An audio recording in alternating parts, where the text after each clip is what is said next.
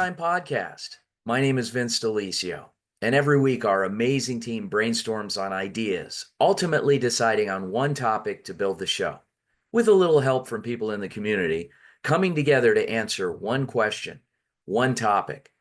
This week, that topic is up-and-coming sports. You'll hear about pickleball, rugby, lacrosse, and eSports from the experts. We hope you enjoy the next 20 minutes. Welcome to Overtime.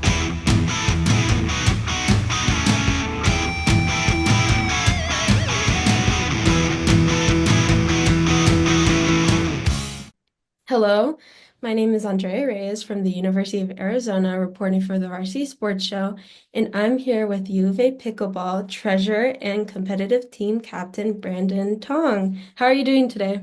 I'm great. Thank you for having me. This is Yeah, a very special opportunity for sure. yeah, of course.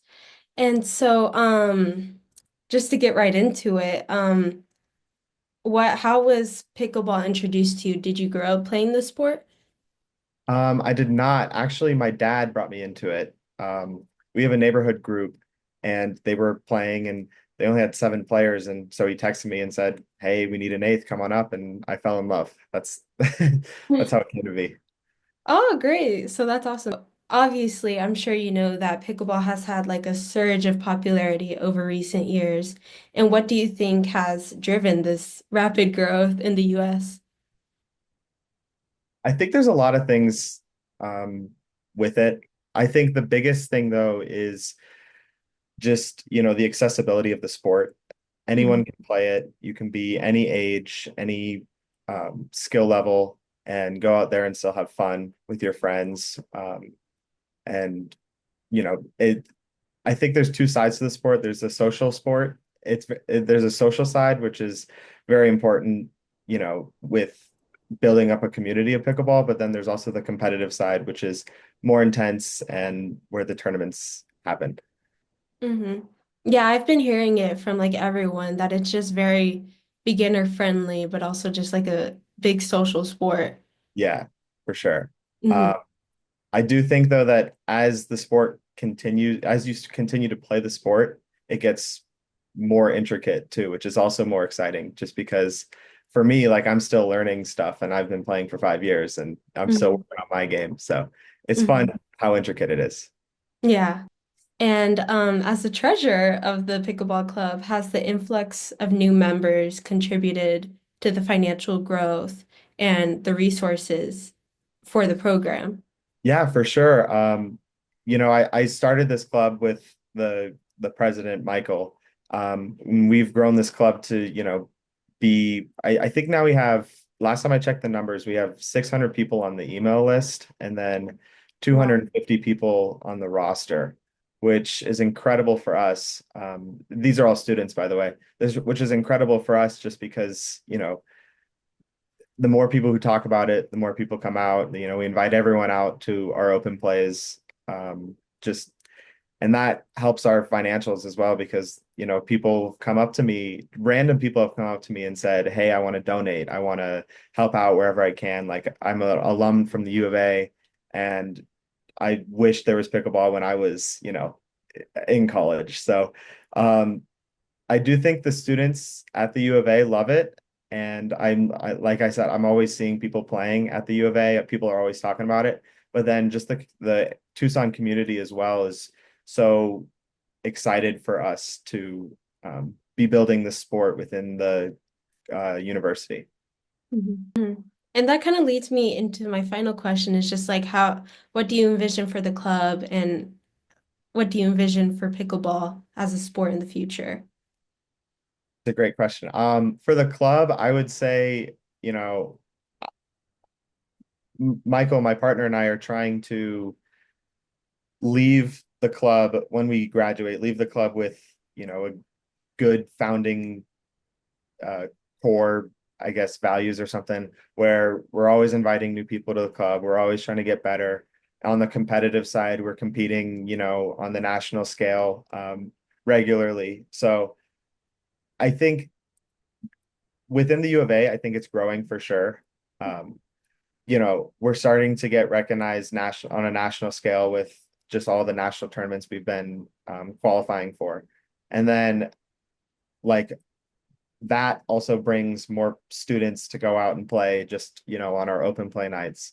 And then within the sport in general, I think the game is always changing. It's new. I playing it, there's always something that you can work on and something that you can think about while you're playing. So I just think I don't know what's going to happen with it because there's just so much new talent within, the world and within United States and within Arizona specifically because just so many people have been playing it. I do know like there's more and more people playing it like in high school and in middle school and stuff. And there's more programs like that. And I know high schools are starting to add it to their sports as well, which is crazy. So I think as more people play it, it's going to just continue to grow and become more intricate as a sport for sure. Thank you for participating in this interview. I really appreciate it. Yeah, thank you so much for having me.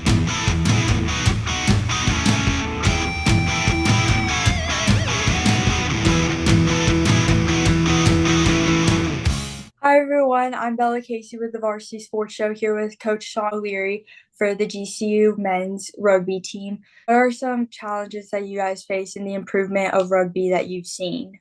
Bella, first of all, thanks very much for having me on and appreciate getting an opportunity to talk about the great game of rugby. I think where this leads off is that we're at a really turning point of the game in the United States. I mean, rugby's been in this country for a long, long time, but it has previously generations, it's had a bad name, to be quite honest. And so we're now only seeing rugby being not only identified, but being accepted as mainstream. And so a lot of us have been trying to beat the rugby name out there, that it's not the old, the previous uh, um, social rugby, that there is now a professional league in our country. It's in its sixth year, I believe. There are rugby programs that are varsity programs for both men's and women's. And then there are other initiatives starting, which we'll talk about later. Okay, Coach, how do you see the game increasing in popularity the next few years? Oh. So the growth at the moment is huge, Bella. And again, I don't think people actually realize that it's fascinating. Where for youth rugby alone is at about 27% growth year on year. I think two things in particular. A lot of us in the background in the collegiate game and in the high school game and in men's and women's rugby are slowly growing. Um, but World Rugby has just announced, or it actually announced a couple of years ago, that the United States will host men's rugby World Cup in 2031 and the women's World Cup in 2033. Those two initiatives have already started to lead to funding, organization, and just enthusiasm.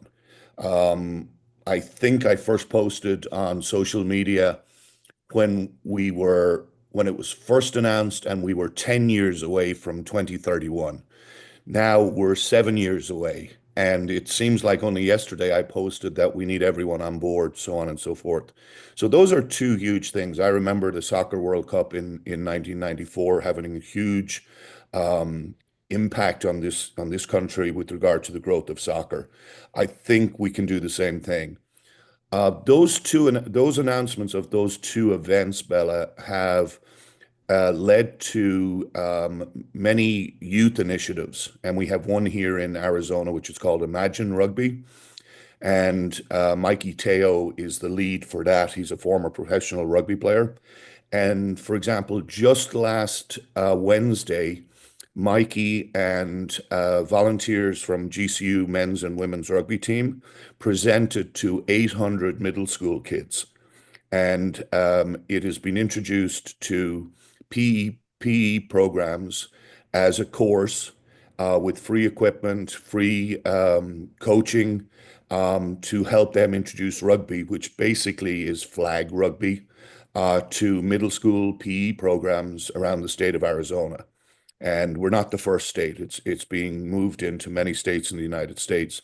So if Mikey and his team are getting 800 kids last Wednesday in a middle school program that the teachers and the school districts are keen to get into their PE programs, then first of all, that initiative is doing something right. And second of all, there is interest, and that's going to lead to massive growth in the game because I can only recruit players I would like to recruit players that are American born, have been playing rugby for 6, 7, 8, 9, 10 years old, and are in high school as a sophomore, junior, or senior. And I'm getting ready to look at them to come to our faith-based GCU rugby program, ready to compete for a national championship. That's how it works. Okay, thank you so much, Coach. Make sure to follow Varsity Sports on X, Instagram for more news updates on GCU rugby, baseball, and softball this upcoming season.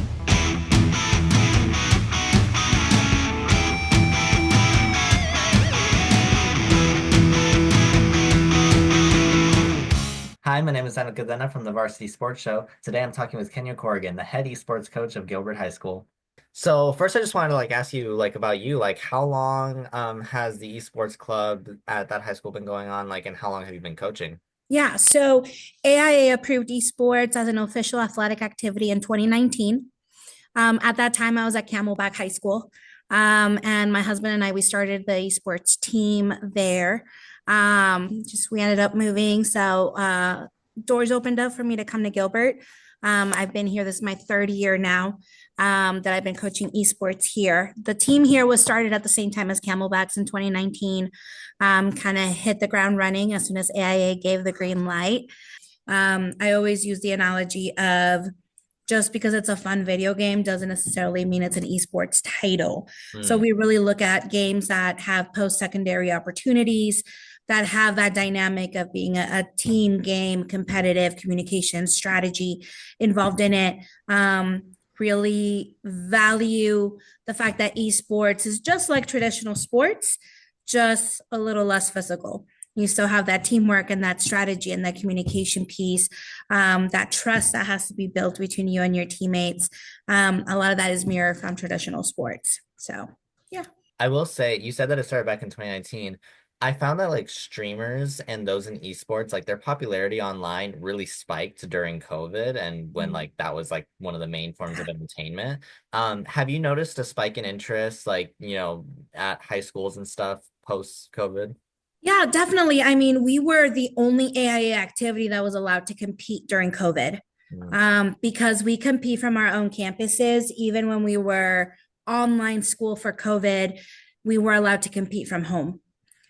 So we still had our regular season, we still had our state championship. So we were able to carry on like normal, which is really cool for the kids. Afterwards, we have seen a large amount of schools joining. We've kind of gone teetering back and forth. It revolves more around the popularity. We have a ton of kids interested in esports, just not necessarily in the titles that we provide right now. Right now, our most popular one is Smash Bros, with Rocket League being a close second.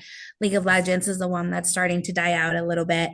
So we're working closely with AIA, trying to get other titles, and we have one that they'll be voting on in the next few weeks. So hopefully we can add more titles and be able to include more kids that want to join. They're just not playing the games that we offer right now. Have you noticed any gigantic similarities and differences when it comes to coaching these teams in esports versus something like football or lacrosse? Yeah, so I mean, there's obviously going to be some differences between esports and traditional sports. And it all really depends on the coach. I know that for us, we really harp on kind of that same model that traditional sports do. If you miss practice, you don't get to play. We still do a lot of drills. It's still a lot of muscle memory. So the same way that you build skills in traditional sports, you're going to be building similar skills when it comes to dealing with esports. Depending on the title a little bit more than others, but Rocket League is a perfect example.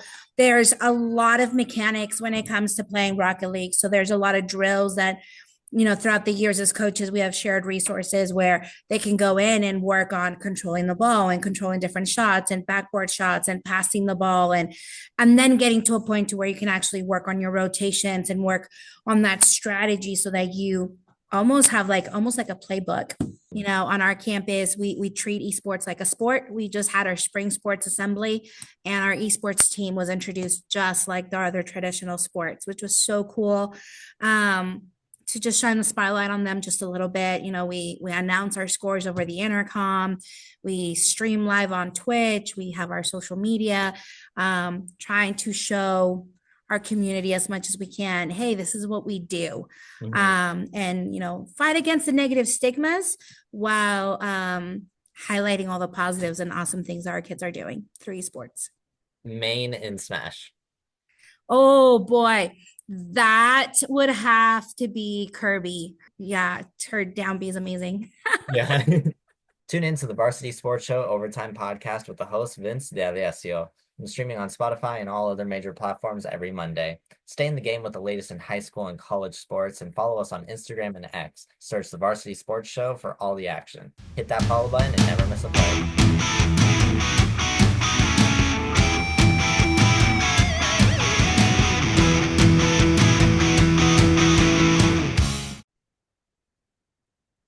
I'm Deron Orr from Arizona State University, reporting for Overtime Podcast. I'm here with Olivia Caradillo. Thank you for being on the show, Olivia. For having me. So you played lacrosse all through high school and a little bit after high school, club lacrosse. For the people that don't know you, explain how you got into it and who motivated you to want to play. So I started lacrosse when I was in like 4th grade. I had gone through like every sport and I hated all of them. And then my mom found that my town was starting a lacrosse program, and I was like, oh, I'll try that. And I actually like really liked it. So yeah, I played all throughout the end of elementary school, middle school, high school, and then I went into club college sport because an actual team is going to be too much with my schooling. But yeah, What position did you play? so I was always a midfielder up until my freshman year of high school, and then I did attack.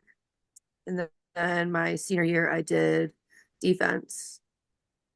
And then in college, I did attack. Lacrosse is a very competitive sport, very brutal.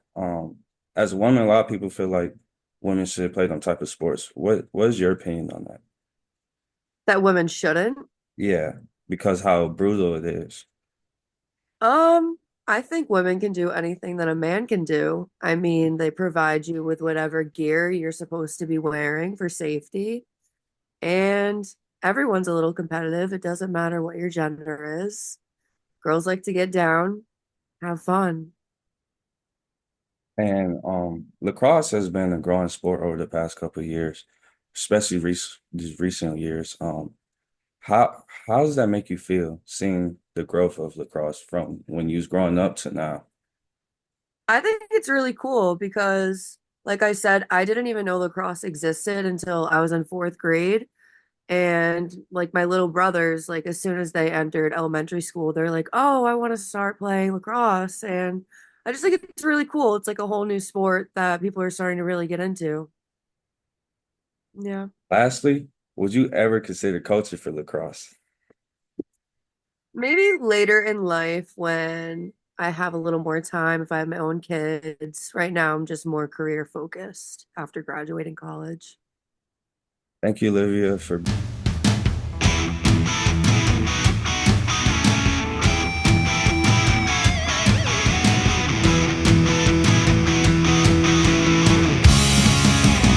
Thanks again for tuning in to the Overtime Podcast this week. On behalf of our co-hosts, Andrea Reyes and Daniel Cadena from the University of Arizona, Deron Orr from Arizona State University, and Bella Casey from Cactus Shadows High School.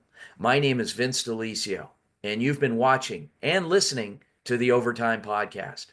See you next time.